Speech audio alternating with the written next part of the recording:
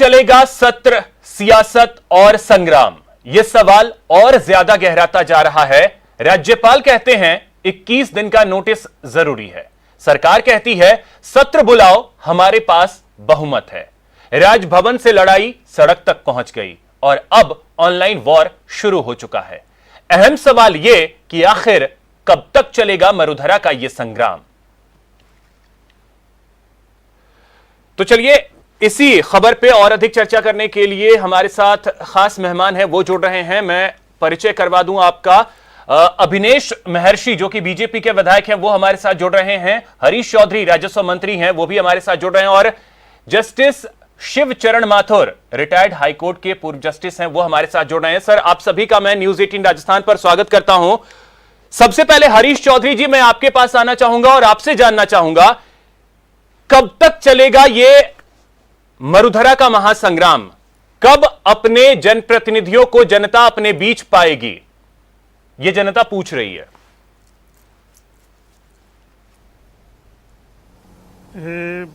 जनप्रतिनिधि और जनता के बीच में लगातार है। हम लोग मंत्री मंडल के सदस्य लगातार अपने सेक्रेटरीट में जाकर और अपने कार्य कर रहे हैं। सवाल ये उठता है कि अब इस समय जो परिस्थिति बनी हुई है, उस परिस्थिति के अंदर विधानसभा का सत्र बुलाकर जो ये कुछ भी संशय है, उस संशय पर पूर्ण विराम लगने का जो तरीका है वो विधानसभा का सत्र है। आज हम लोग सब मिलकर कोरोना की लड़ाई लड़ रहे हैं। आर्थिक स्थितियां जो बनी हुई है राजस्थान के अंदर, उस लड़ाई के वक्त जो राजस्थान के साथ खड़ी नहीं है, राजस्थान के खिलाफ खड़ी हुई ताकतें साजिश में रचकर और राजस्थान की कोरोना और आर्थिक लड़ाई के रोकने के लिए कार्य कर दी है। हरीश जी, आपने एक संशय का शब्द जो है वो इस्तेमाल किया। संशय किसे है?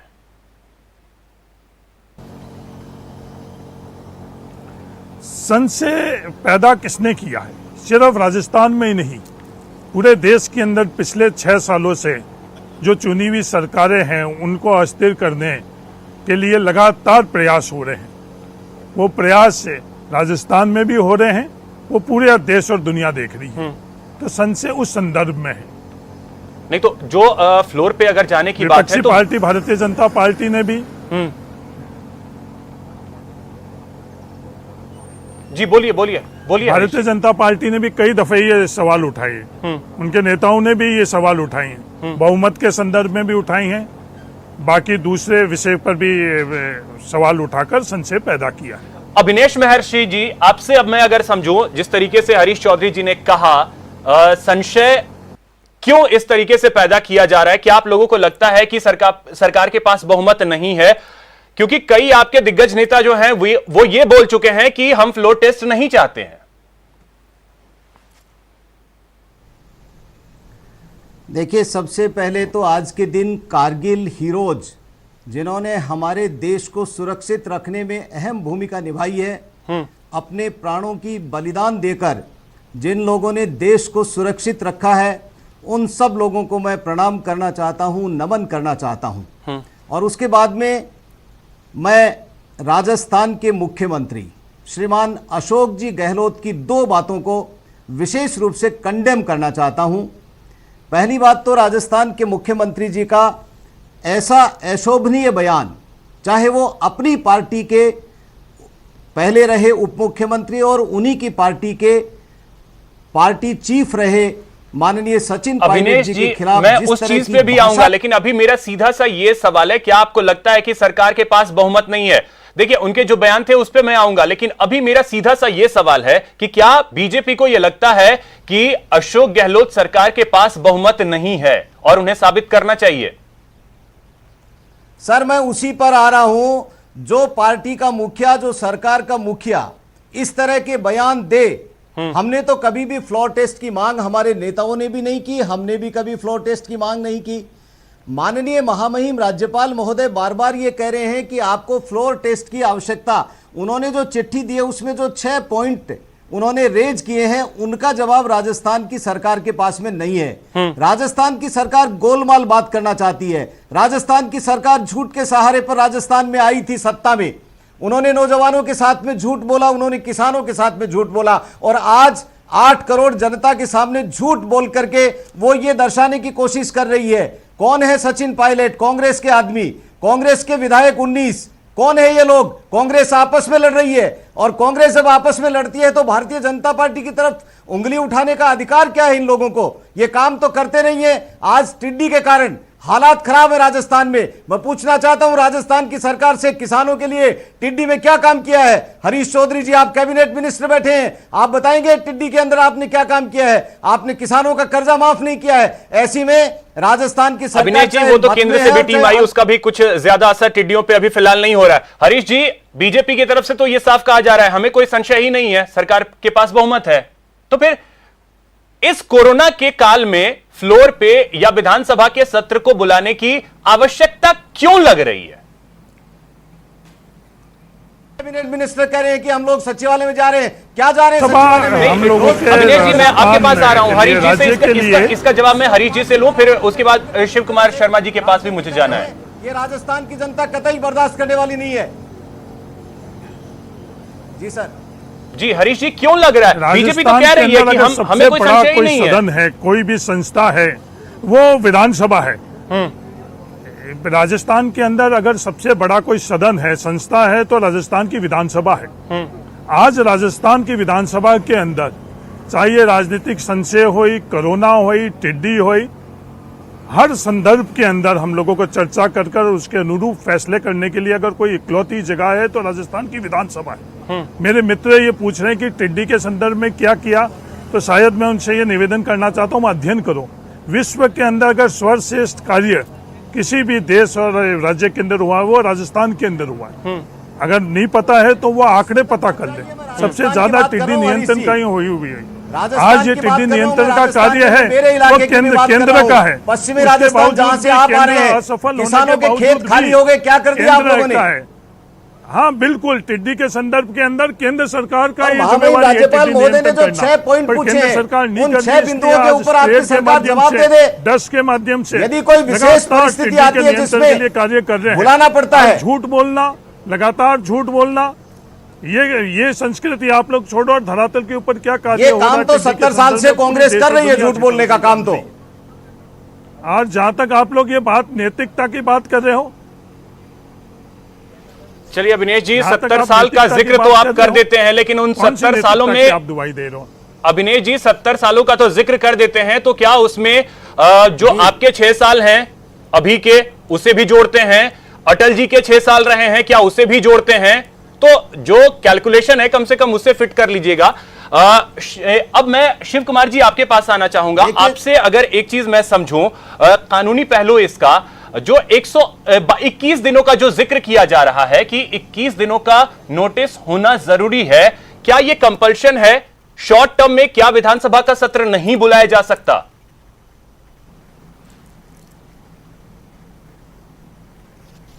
देखिए, कानूनी स्थिति के बारे में जो सुप्रीम कोर्ट के निर्णय हैं, जी, पहले तो मैं उनका संदर्भ देना उचित समझता हूं। बिल्कुल।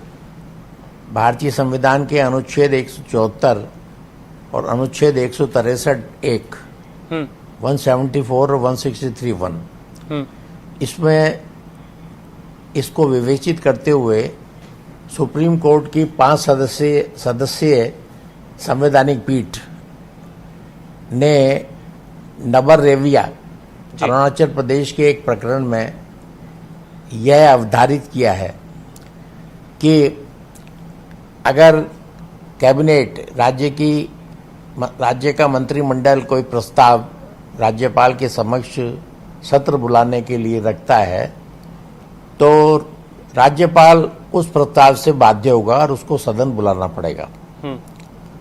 राजस्थान की स्थिति में पता नहीं इस कानून को राज्यपाल के ध्यान में लाया गया नहीं लाया गया, लेकिन उन्होंने कुछ जो प्रश्न रखे हैं, अब तो स्थिति है कि उनका जवाब देने के बाद ही दोबारा कोई प्रस्ताव अगर प्रस्तुत किया जाता है जी, तो फिर उस प्रस्ताव को नकारा नहीं जा सकता और राज्यपाल संविधान के अंतर्गत सत्र बुलाने के लिए बाध्य है। ये तो कानूनी स्थिति है। अब नहीं, ये 21 कोरोना दिनों काल का, क्या है शिव क्या कुमार नहीं जी, ये जो 21 दिनों की बात कही जा रही है राज्यपाल की तरफ से कि 21 दिन पहले नोटिस जो है वो आना चाहिए, ये क्या कंपल्शन है? क्योंकि हमने मध्य प्रदेश में देखा वहां कोई 21 दिन का कोई कंपल्शन नहीं था। नहीं, ऐसा है कि विशेष सत्र बुलाने के लिए कोई कंपल्शन नहीं है 21 दिनों का। राज्यपाल का ये स्वविवेक के आधार पर जो है वो 21 दिन से पहले भी कम दिवसों के लिए भी विशेष सत्र बुलाया जा सकता है। और मंत्रिमंडल अगर विशेष सत्र की सिफारिश करता है तो फिर राज्यपाल उसको मना नहीं कर सकता विशेष सत्र बुलाने के लिए। कंपल्शन नहीं है इस प्रकार का कोई, ये कंपल्शन नहीं है। अब ये है कानूनी स्थिति तो यही है जी, क्योंकि ये मंत्रिमंडल की उस पर निर्भर करता है कि राज्यपाल की खुद की कोई शक्तियां खुद में नहीं होती हैं। राज्यपाल हुआ या राष्ट्रपति हुआ प्रधानमंत्री और उनके मंत्रिमंडल की सिफारिश पर राष्ट्रपति कार्य करता है। राष्ट्रपति अपने आप से कुछ कार्य नहीं करता। ऐसे ही राज्यपाल की स्थिति है कि वो मंत्रिमंडल की सिफारिश के अनुसार कार्य करता है। ऐसा कोई टकराव की स्थिति नहीं होती कि राज्यपाल की अलग शक्तियां हैं और मंत्रिमंडल की अलग शक्तियां हैं। ये पता नहीं क्यों स्थितियां इन दिनों पैदा हो रही हैं, समझ में नहीं आता। कानूनी स्थिति कोई सलाहकार है, कानूनी सलाहकार राज्यपाल का होना चाहिए जो उन्हें समय समय पर राय देता रहे कि ये कानून की स्थिति है। बिल्कुल। इसके अलावा राज्यपाल ने 6 बिंदु उठाए थे, उसका जवाब जो है हरीश जी, मैं अगर आपसे ये समझूं कि राज्यपाल ने जो 6 बिंदु उठाए थे, क्या उन सभी के जवाब जो हैं वो राज्यपाल को दिए जा चुके हैं? और साथ ही साथ सत्र कब से सरकार बुलाना चाह रही है?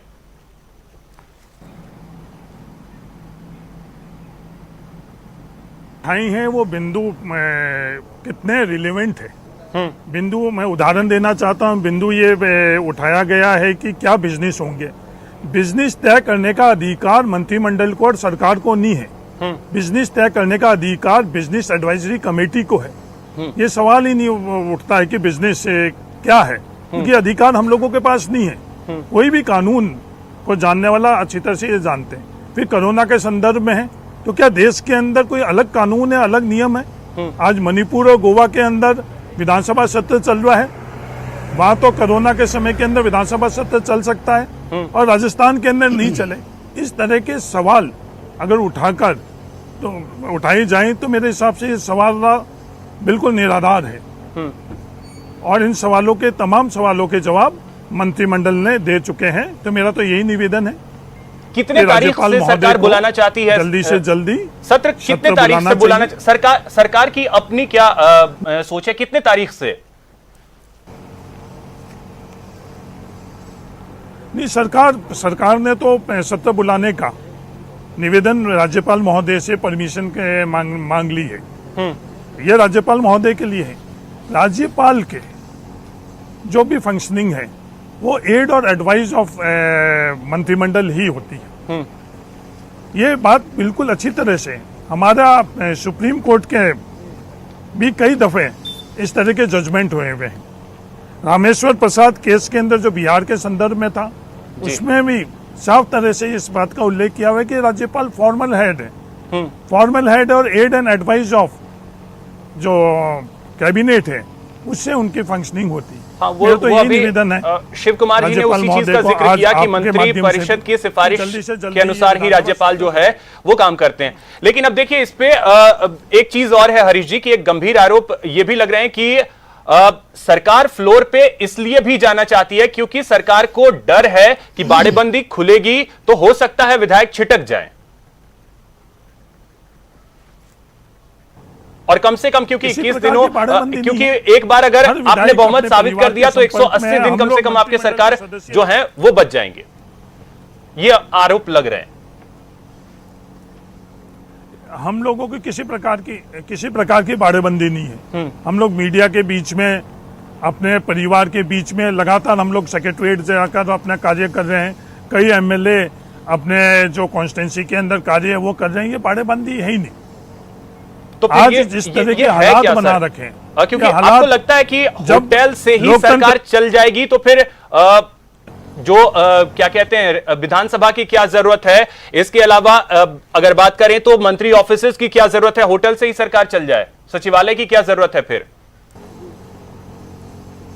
होटल से सरकार नहीं चल रही है। हम लोग लगातार सेक्रेटरीट जा रहे हैं, जो हमारा खुद का कार्य है वो सेक्रेटरीट से ही कर रहे हैं। आज सरकार चलती किससे है?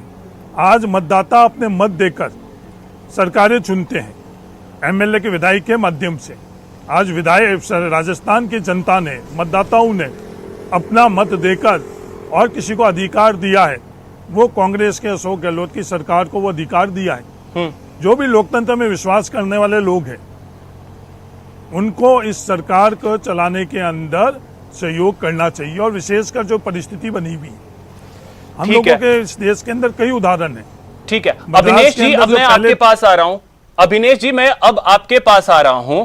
देखिए दबे जुबान ये भी तो कहा जा रहा है बीजेपी की तरफ से कि सरकार को साबित करना चाहिए अगर उनके पास नंबर है तो, लेकिन वहीं दूसरी तरफ अगर विधानसभा का सत्र बुलाकर के सरकार फ्लोर टेस्ट करवाना भी चाहती है तो उसमें भी बीजेपी को तकलीफ है। मतलब ये दोहरी नीति आखिर क्यों? नहीं, अभिषेक जी, सबसे पहले तो मैं मेरे काबिल दोस्त हरीश जी को करेक्ट करना चाहूंगा। ये कह रहे हैं कि राज्यपाल फॉर्मल हेड होते हैं, जबकि राज्यपाल कॉन्स्टिट्यूशनल हेड होते हैं, फॉर्मल हेड नहीं होते हैं। नंबर 2 बात यह है कि कोई भी विशेष सत्र कभी भी राज्यपाल महोदय को बुलाने के लिए मंत्रिमंडल सिफारिश करता है तो राज्यपाल महोदय को ये अधिकार है कि वो पूछ सकें कि एकदम इमीडिएट जो है वो सत्र बुलाने की क्या आवश्यकता हो गई। हरीश जी इस बात का जवाब नहीं दे पाए कि वो कौन सी तारीख से, जो राज्यपाल महोदय ने भी अपने पत्र में कहा है कि आप कौन सी तारीख से बुलाना चाहते हैं। और जहां तक बात कोरोना की है, हम सत्र में मौजूद थे जब कोरोना महामारी, वैश्विक महामारी आई तो हमारा सदन जो है स्थगित करना पड़ा हमें कोरोना वैश्विक महामारी के कारण। जिस महामारी के कारण हम लोगों ने सदन को स्थगित किया था, आज भी वो वैसी की वैसी है, बल्कि उससे बढ़कर के है। ऐसी स्थिति में राज्यपाल महोदय की चिंता अत्यंत गंभीर है और बिल्कुल सही भी है। वो ठीक है, जिन सवालों को उठाया है, ठीक है, राज्यपाल की अपनी चिंताएं हैं, राज्यपाल ने वो चिंता जाहिर की और उसके लिए उन्होंने सवाल पूछे। मेरा सवाल आपसे ये है कि आप ये दो नाव पे क्यों अपने पैर रख रहे हैं? एक तरफ आप कहते हैं कि सरकार को साबित कर देना चाहिए दबी जुबान से, दूसरी तरफ आप ये कहते हैं कि विधानसभा का सत्र नहीं बुलाना चाहिए। तो क्या सरकार अपने विधायकों की काउंटिंग बीजेपी ऑफिस के बाहर करवाएगी?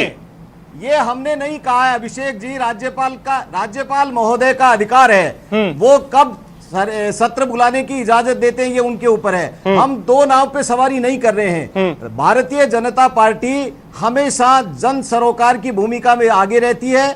अभी कोरोना वैश्विक महामारी में भी हमारे कार्यकर्ताओं ने पारिवारिक रूप से और इस वैश्विक महामारी से निपटने के लिए अपने जान की परवाह नहीं करते हुए सब लोगों ने जाकर के लोगों की सेवा करने का काम किया है। मैं एक बात इसमें विशेष रूप से कहना चाहूंगा, माननीय न्यायाधीश महोदय शिव कुमार जी ने जो बात कही थी कि ये अधिकार है राज्यपाल महोदय का बुलाने का, निश्चित रूप से ये अधिकार ये सरकार की सिफारिश को मानने का है उनका, लेकिन वो ये पूछने के अधिकारी भी हैं कि इतना जल्दी सत्र बुलाने की क्या आवश्यकता होगी। 21 दिन का नियम है, लेकिन 21 दिन से पहले यदि बुलाने की आवश्यकता होती है तो उसमें स्पष्ट कारण देने पड़ते हैं। और राज्यपाल महोदय ने भी यही बात कही थी कि मुझे मेरी लीगल राय ले लेने दीजिए। राज्यपाल महोदय कोई ऐसा तो है नहीं कि वो लीगल अथॉरिटी है, वो अपने किसी आदमी से, लेकिन क्या ये शोभनीय है? राजस्थान के मुख्यमंत्री इस तरह से धमकाते हैं, विधायकों को लेकर के राजभवन के अंदर चले जाते हैं, राज्यपाल महोदय का निवास भी है, वो भूल गए किस तरह की बातें करते हैं। और उसके बाद में ये कहते हैं कि 8 करोड़ जनता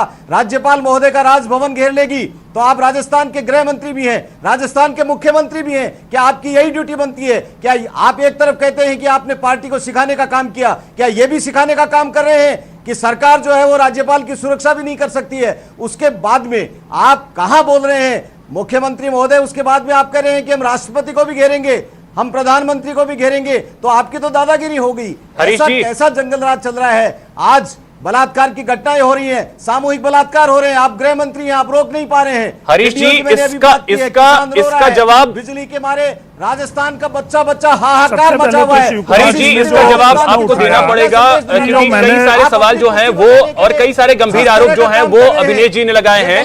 हरीश जी इसका जवाब आपको देना पड़ेगा। हरीश जी सबसे पहले तो मैं शिव कुमार जी के इस प्रश्न को कि ये फॉर्मल हेड, मैंने ये फॉर्मल हेड कोर्ट कहाँ से किया है? रामेश्वर प्रसाद केस बिहार के संदर्भ में जो सुप्रीम कोर्ट का जजमेंट था, उसमें कॉन्स्टिट्यूशनल हेड के साथ साथ फॉर्मल हेड भी उस जजमेंट के अंदर ये किया गया। तो मेरा ये निवेदन है कि एक बार अगर रामेश्वर प्रसाद केस जो बिहार के संदर्भ में सुप्रीम कोर्ट ने लॉ पढ़ा है, वर्डिक्ट दिया, उसके अंदर उन्होंने ये बात करी थी। नहीं, मैं कह रहा हूँ कॉन्स्टिट्यूशनल हेड के साथ में रामेश्वर प्रसाद केस के अंदर सुप्रीम कोर्ट ने, हरी जी, ये चीज मैं अभी शिव कुमार जी से क्लियर करवा लूंगा, ये चीज मैं क्लियर कर लूंगा। शिव कुमार जी इस वक्त हमारे साथ हैं, उनसे मैं क्लियर कर लूंगा।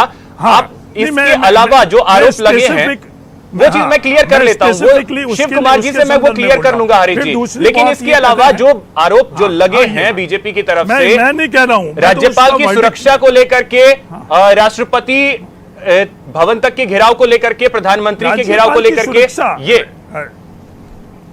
राज्यपाल भी सुरक्षित नहीं है और सरकार का मुखिया धमकी दे रहा है। घेराव करना हम लोगों का, आप किसको सुरक्षित रखने की बात कर रहे हैं? धमकी नहीं थी ये, नहीं धमकी नहीं थी ये, हमारी मांग। राज्यपाल महोदय के घर में जाके घेराव करेंगे आप लोग, तरीका राजस्थान की जनता देख रही है आप लोगों को। ये बिल्कुल गलत कहते हैं, हम इसको कंडेम करते हैं। अविनेश जी और हरीश जी, मैं आपके पास आ रहा हूं सूत्रों के हवाले से बड़ी खबर है। पहले दर्शकों को यह भी हम बता दें कि सूत्रों के हवाले से एक बड़ी जानकारी ये आ रही है कि सरकार ने राज्यपाल को पत्र लिखा है। बहुमत साबित करने को लेकर ये पत्र में कुछ भी जिक्र नहीं किया गया है। विधानसभा सत्र बुलाने को लेकर पत्र में कोरोना के साथ कई मसलों का जिक्र है, लेकिन बहुमत साबित करने को लेकर कोई भी जिक्र जो है वो नहीं किया गया है। यह बड़ी खबर इस वक्त की सूत्रों के हवाले से जानकारी निकल करके सामने आ रही है। तो बहुमत साबित करने को लेकर पत्र में कुछ भी जिक्र नहीं है। विधानसभा का सत्र बुलाए जाने को लेकर के मांग की गई है, जिसमें कोरोना और इसके अलावा कई और मामले हैं जिसको लेकर के उस पत्र में जिक्र है, लेकिन बहुमत साबित करने को लेकर पत्र में कोई जिक्र नहीं किया गया है।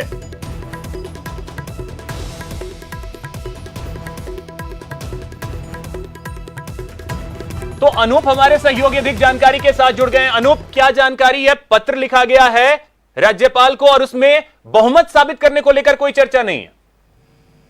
देखिए, आपको बता दूं, अशोक गहलोत सरकार की तरफ से लगातार ये मांग की जा रही है कि सत्र बुलाई जाए, लेकिन आपको बता दूं कि जो ताजा पत्र लिखा गया है गवर्नर को, उसमें तमाम बातों का उल्लेख किया गया है। इसके साथ फिर से मांग की गई है कि 31 जुलाई से पहले जो है वो सत्र बुलाई जाए। देखिए, कोरोना को लेकर के तमाम सवाल खड़े किए जा रहे थे। गवर्नर की तरफ से भी ये कहा जा रहा था, सूत्र भी ये कह रहे थे कि चूंकि कोरोना काल चल रहा है, ऐसे में कुछ विधायक भी सस्पेक्ट है इस मसले पर, ऐसे में सत्र बुलाया जाना अभी संभव नहीं हो पाएगा। उस पत्र में कोरोना के मसले का भी जिक्र है, लेकिन क्या सरकार बहुमत साबित करने को तैयार है या नहीं है, उसका कुछ भी जिक्र उस पत्र में नहीं है। उस पत्र में साफ तौर से तमाम बातों का उल्लेख है और उसके अलावा अपील की गई है कि जल्द से जल्द सत्र बुलाई जाए। ये बड़ी बात कह सकते हैं। जिस तरह से लगातार बीजेपी की तरफ से और कुछ पार्टियों की तरफ से ये कहा जा रहा है कि सरकार अल्पमत में है, ऐसे में एक जरूर सरकार की भूमिका होती है कि वो सत्र बुला करके बहुमत साबित करे, लेकिन इस तरह का कोई जिक्र उनके उस पत्र में नहीं है। चलिए ठीक है अनूप, बहुत शुक्रिया तमाम जानकारियों के लिए। तो ये बड़ी खबर है, सूत्रों के हवाले से बड़ी जानकारी ये निकल करके सामने आई है कि सरकार की तरफ से राज्यपाल को एक पत्र लिखा गया है जिसमें बहुमत साबित करने को लेकर के कोई भी जिक्र नहीं किया गया है। कोरोना और इसके अलावा कई और मुद्दे हैं जिसको लेकर के चर्चा की गई है इस पत्र में।